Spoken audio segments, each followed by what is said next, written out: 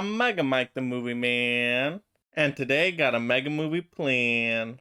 I am back with another mega review for you all today. I'm going to be reviewing Halloween Kills. I'm going to go over my thoughts on the movie. I'm going to give you all the good, the bad, and my recommendation on whether you should see this movie or not. So stick around to the end of the video for that recommendation. And there might be some spoilers here, so spoiler warning. Also, for my physical media collectors out there, I'll be doing a full unboxing of the 4K Steelbook I just picked up. So make sure you stick around through the entire video for that unboxing. But without further ado, let's get started. Get to the movie first.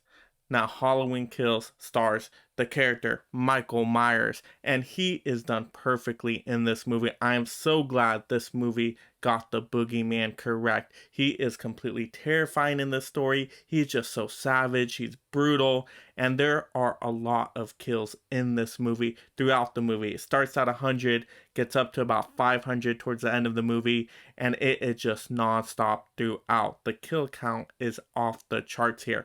And also the kills are very creative, things we haven't seen before, and it was just amazing to see how they were able to come up with some different stuff. For example, that one where they kick the door and then the shot fires back, that just took me by surprise. So really powerful Michael Myers in this story. He is no longer just human, he is a superhuman in this movie. So it's great to see him on screen, really bringing back that idea of the boogeyman being unstoppable and causing all this fear. Now to get into some more good of the movie.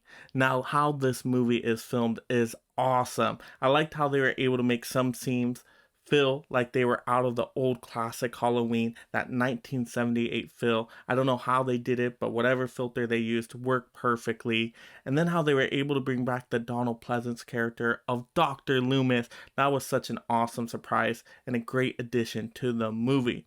And then all the music throughout this movie is great. It's like a remix of the original soundtrack, so that worked. And I like this story in its premise. It's just Michael Myers on a destructive path all the way up to his childhood home, and I think that works fine for a sequel. This is like the Empire Strikes Back of this new Halloween trilogy. It's very dark, and the overall message of it being the true curse of Michael Myers, and what Michael Myers is doing is really installing fear into this entire town. I think this works for a good sequel. To the bad of the movie.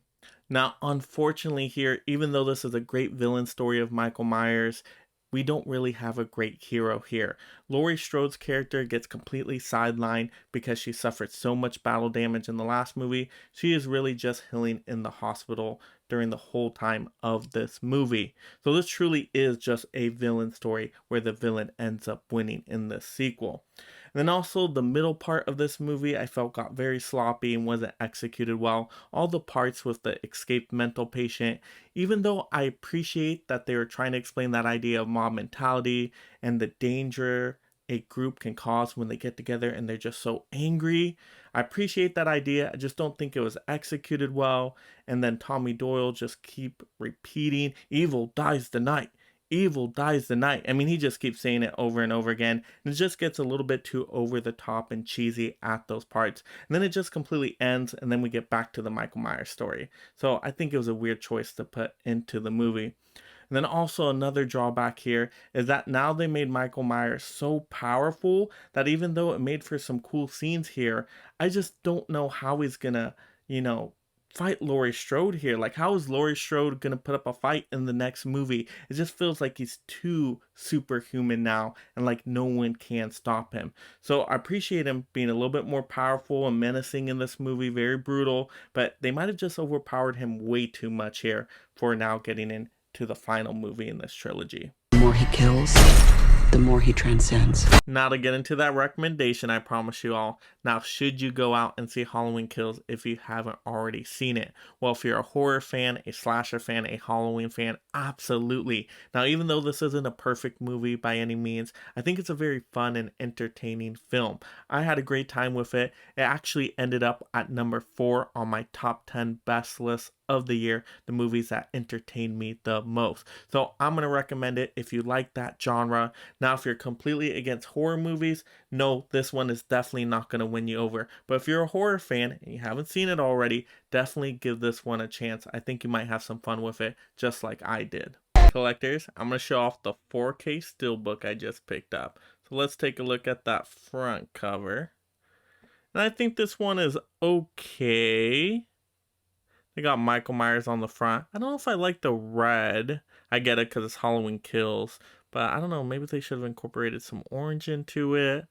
I don't know. I like the other Steelbook front cover from the last Halloween movie a little bit better. Now let's take a look at the spine. Just simple, just got the title. Wish they would have done something more with that. Then you got the back cover, which you just kind of see Michael Myers under the street lamp. Once again, not very great. You got some blood splatter there, but I don't know. I don't think it was that creative. I thought they could have done something a little bit more with it. Now let's take a look at the inside. Inside, kind of a disappointment. Now you got the scene, that's the extended scene with Laurie Strode right there, that we've also seen in trailers before. And what was weird with this movie was when I played the 4K, I didn't see the extended version, so I think it might only be on the Blu-ray. Let me know in the comments if I'm wrong on that. But it didn't show me this additional scene after playing the 4K one for some reason. Maybe I clicked the wrong button, not sure. Now let's take a look at the disc. So we got the 4K, which you got Michael Myers on there, but pretty plain. Probably could have done something else with it. And then you got the Blu-ray. Wow, very, very plain.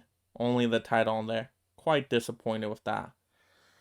Now let's take a look at the J card. If you want to kind of zoom in to see the special features there. Now there is quite a bit of special features. You got a lot of featurettes, a lot of interviews with the cast, director, writer. So I enjoyed that. You definitely get more hours of entertainment there. Now for the extended version, like I said, you've already seen it really in the trailer, that additional scene. So I don't think it's worth it just for the extended version. But for the special features, if you're a big Halloween fan, absolutely. I think they did a good job on the special features. So overall, I think the Steelbook's okay. I don't think the artwork is amazing or anything. I don't think it's super creative with the design. So if you're not a big Steelbook fan, you can probably stay away from the Steelbook and just get the physical 4K slip edition so you get all those awesome special features. I'm coming for you, Michael. So that will do it for my mega review of Halloween Kills. Let me know in the comments, did you have a fun time with this movie like I did? Or were you a little disappointed with it? Also, let me know in the comments if you're planning on picking up the 4K Steelbook of this movie. Also, if you're discovering my channel for the first time, make sure you subscribe right now. That way I can get you all that future movie review, movie ranking, movie haul, and movie unboxing content. I post often on my channel, and I don't want you to miss out on any of that future movie entertainment value. So subscribe right now. Also, like the video. And this is Mega Mike the Movie Man reminding you to make every day a movie day.